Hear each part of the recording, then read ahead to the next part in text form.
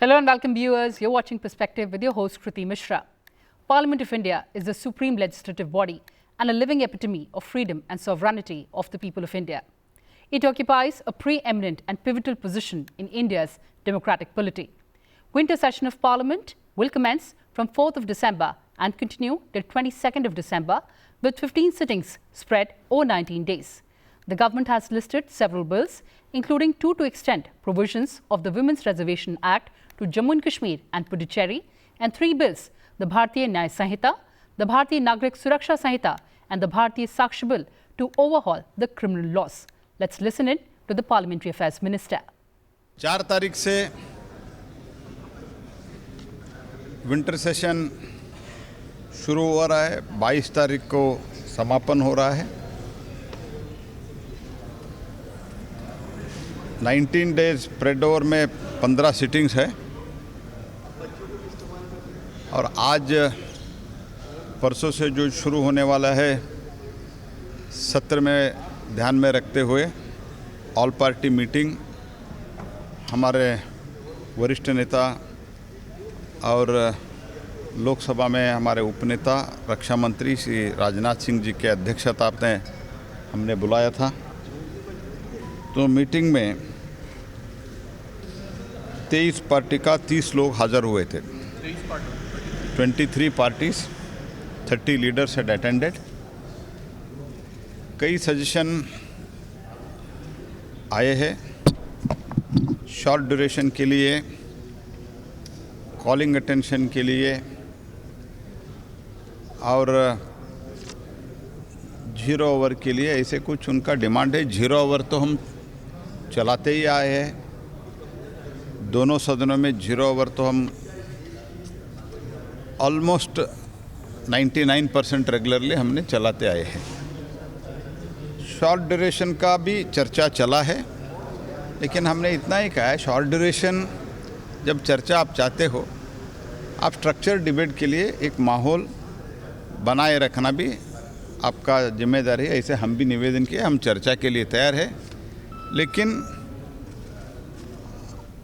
आपको नियम और प्रोसीजर है, प्रोसीजर पालन करते हुए आपको चर्चा करना चाहिए। हम भारत सरकार तैयार है, ये भी हमने आश्वस्त उन लोगों के लिए उन लोगों को किया है। और as far as government is concerned, हम तो चर्चा के लिए जो भी विषय है वो चर्चा के लिए सरकार तैयार है। And for deeper insights on the upcoming session, I'm joined by an illustrious panel of lawmakers. Joining us through virtual platform, Mr. Rakesh Sinha, Member of Parliament, Rajya Sabha. I welcome you, sir. And joining us in the studio, Mr. Bhartruhari Mahtab, MP, Lok Sabha BJD. Welcome to Sansad TV, sir, and thank you so much for joining us. And Mr. Sinha, let me begin the program with you. After the all-party meet, Parliamentary Affairs Minister Joshi said that the government is fully ready for structured debate, and the government has requested the opposition to let the House function smoothly.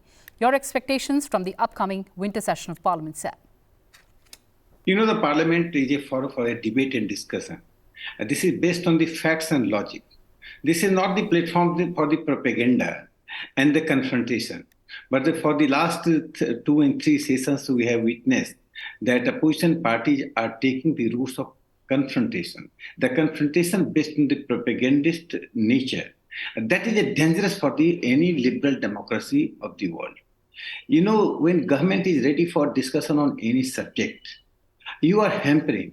And recalcitrancy is not the creed of constructive opposition. So opposition parties, which the Parliamentary Affairs Minister Joshi expected from the opposition parties to play a very constructive role. I think when the bills are being introduced, these bills are always in favor of the people. You are obstructing the government business. You are obstructing the question hour. You are obstructing the 0 hour. When you are obstructing the question hour, you are deserving the people, because question hour makes the government more accountable. But the last session we have seen, they have obstructed the entire question hours. They obstructed the 0 hour. Therefore, we expect that the opposition parties will rethink, reintrospect that there are various platforms to confront the government or even for the propaganda, because this is a part of democracy. But parliamentary forum is not akin to these forums. It is not a dhaba. It is a platform where we make the law, we discuss the relevant issues, and the millions of people watch us. They expect us to give some concrete thing. And if we fail to do that, we collectively remain a failure. Dismiss that a particular section deserving the parliament, making the entire democracy to fail. So sometimes democracy does not fail due to bullets, it also fails due to ballots. So we must respect the ballots. Respecting ballots means respecting the mandate of the people. When the mandate of the people for a particular government, there is a limit of opposition. But when you cross the limit, you breaches the line, then things become worse. Absolutely. So basically, sir, the parliament is meant for debate, discussion and deliberation, Mr. Bhartruhari, Mahtab, and not for disturbance and disruption. Your thoughts, sir? I have always maintained a stand, both inside and outside the parliament, is that opposition should have their say if the government wants to have a way. So it can't be only the government bills has to be discussed and passed. That's why at one point of time, Mr. L.K. Advani, the former deputy prime minister of this country and also a leader of opposition at one point of time said, let us discuss, debate and decide. It's not only discuss and debate, you have to decide. The House should decide. But for that, an atmosphere has to be created, both by the opposition and also by the treasury benches, by the government, which is not happening. I am not talking about the last session, that was a special session, there was no question hour, but during the monsoon session, lot of disruptions happened. This session, the winter session of the 15 days that the Parliamentary Affairs Minister just now mentioned, we have important bills before us for consideration. An aberration was there, a mistake was made that needs to be corrected relating to providing women reservation in Pondicherry Assembly and also in J&K Assembly. Similarly, the three major bills relating to our criminal law that needs amendment, which has already the standing committee has gone into it and has submitted its report to the concerned Chairman Rajya Sabha. I am yet to go through what are the amendments which the standing committee has made, and accordingly we have to form our own opinion on it. But it's a big bill. It is I would say it's a huge bill, both three of them taken together, and it will have a lasting impact on our societal behavior and many things, because the law that is going to be amended or being replaced is a law of 1860, 1874 and 1892. So in that, and some changes of course had occurred in between after independence, but I believe it will have a greater impact on our society and it needs to be discussed, and for that a specific conducive atmosphere is required. Taking up issues relating to short duration discussion, which are very relevant issues of contemporary issues, it needs to be taken up, should be taken up, but short duration discussion should be short. It should not go on for hours together. And the system that has developed in our parliament is that short duration should be confined to 2 hours or maximum 4 hours. So, but it goes beyond that. All right, sir, you talked about 3 very important bills. Let's hear from the member of the committee, Home Affairs. Mr. Rakesh Sinha, you participated very actively during the deliberations. Now, we know that India's criminal justice system is set for a complete overhaul. The government has already introduced 3 key bills to replace colonial era codes with the objective of speeding up trials by laying down specific timelines, boosting rates of conviction and improving the quality of evidence and providing relief and protection to victims. So what are the key provisions in the bill and what are the major recommendations and observations of the Parliamentary Committee on Home Affairs?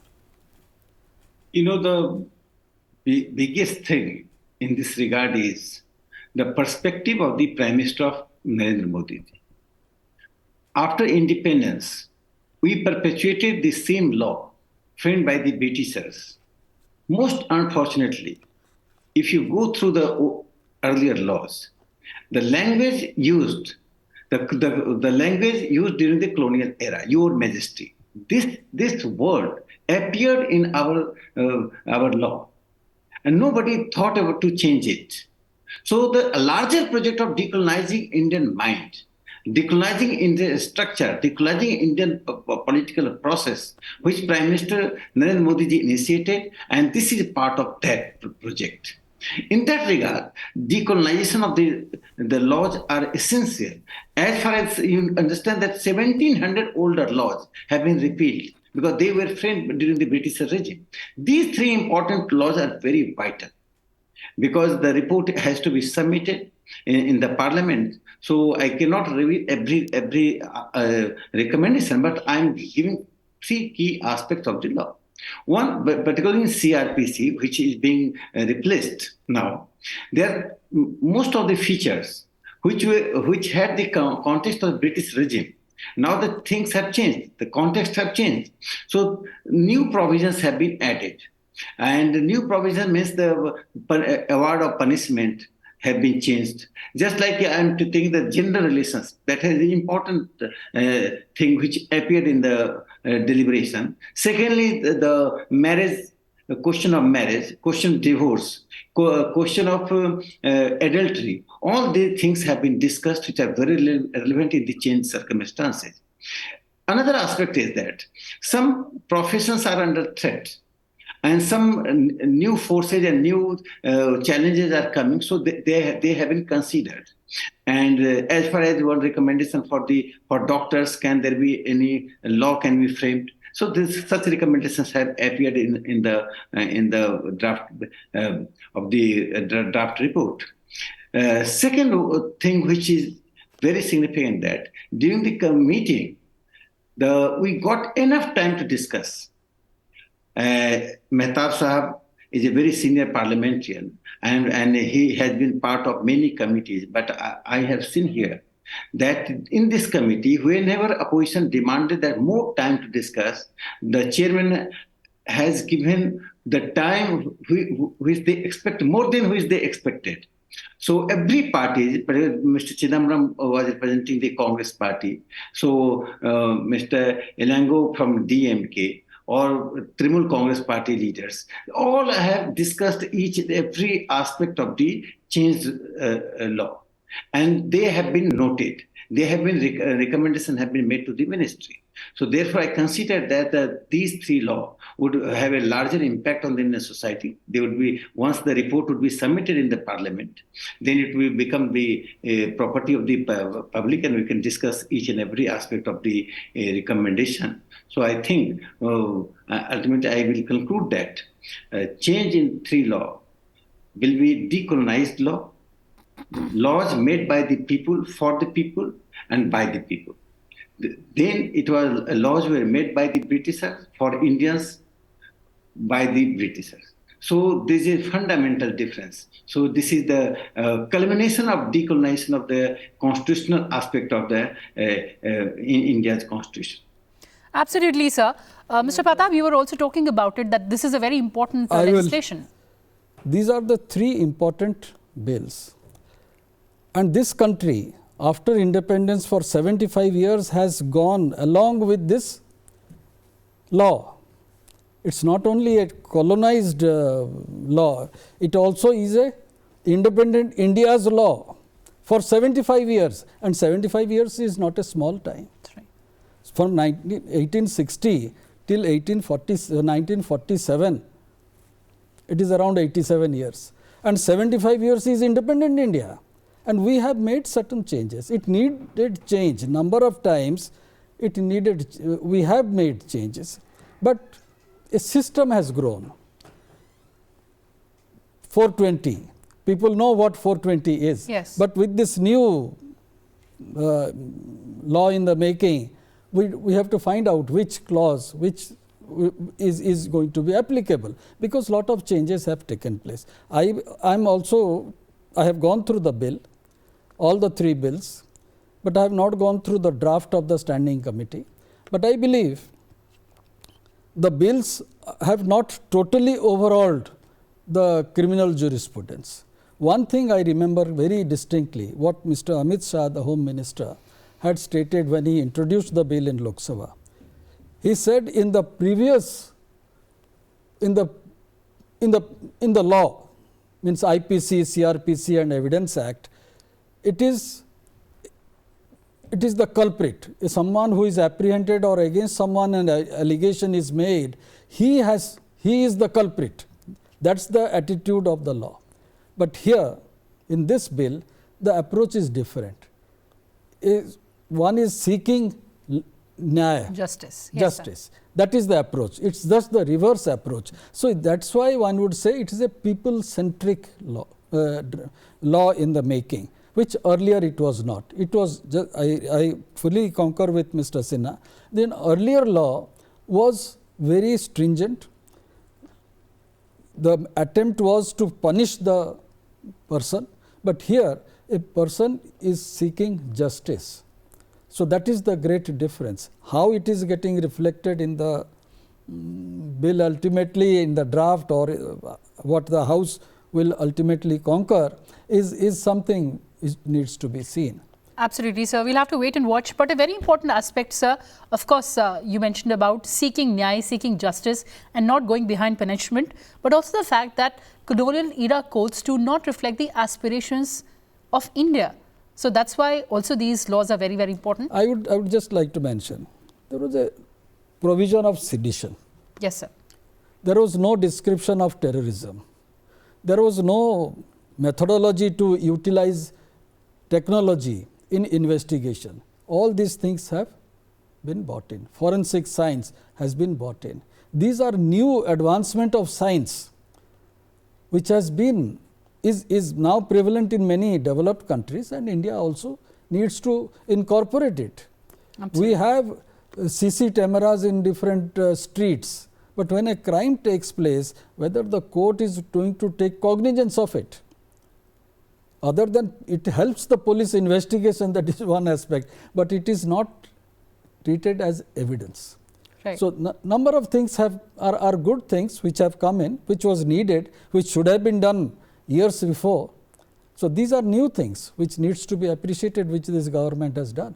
But my only concern is, will the House function to have a debate, discuss and ultimately to decide, or it will be passed in a ruckus? That is my apprehension. Mr. Sinha, so of course the government has substantial business. It has listed approximately 19 bills to be taken up. There's financial business as well. But of course the focus is on debate, discussion and deliberation and not on disruption. You know, any liberal person or independent person can judge what led the disruption of the House in the last session. Last session, when Prime Minister spoke for more than 45 minutes in the Rajya Sabha, never ever before it happened that Prime Minister was constantly disrupted by the opposition party by raising slogans. Treasury bench remains silent. Have you ever heard in US or Britain, there were major issues in the United States or in Britain, that Prime Minister was disrupted like that? Never happened. We listen to a leader of opposition silently. You can disagree with the Prime Minister. We can reject his speech, but you cannot disrupt. What the message you are communicating to the world? Second point, any issue you are raising, very first day, leader of the House in the Rajya Sabha, Sri Piyush Goyalji offered that we are ready for any hour of time with the opposition's consent, discussion on Manipur. Now the emphasis of the particular rule. You know, when chairman's ruling is, you are disrupting, you are coming closer to the chairman's. This is really shameful. What happened earlier in some assemblies, now is being repeated in the House. So I think that it is not it is fashion to blame the government. That government always ready. What about the question hour? When you are disrupting question hour, you are disrupting 0 hour. These two things, 2 hours are to make government accountable. Minister has to respond. Minister does not know what supplementary question would come. And Mr. comes with preparation to reply. Any government, any opposition party, but when you are disrupting, you are installing you are disrupting the government business, I can understand. But the 0 hour and the question hour, not the government business. These belong to the members of the House and the private members' bills. They started disrupting them when the private members' bill Friday. So I think that opposition parties, your number is lesser. You don't have the mandate. By shouting, by disrupting, your number does not multiply. You want to prove yourself that you are powerful by disrupting, that you can disrupt. This is the method of anarchy. And this method is known as breaking from within. You come to the House and break the system. What ultimately you get? In 5 minutes, House gets adjourned. You go outside and start speaking before the press, making propaganda against the government. I think that when Amit Shahji will introduce the bill, the members will get the ample opportunity to discuss these 3 important bills, because the government considers that this is a historic step by Narendra Modi government. I really surprised, earlier I also told, that last 75 years, prime ministers have come and gone. Government was formed and dislodged. But no government thought that these laws trained by the Britishers in their own context, in the political environment of subjects and the rulers, need to be. That vision and action of the Prime Minister, Narendra Modi ji, must be appreciated. For the first time in the history of the world, in the decolonized world, the state has been leading the campaign of decolonization.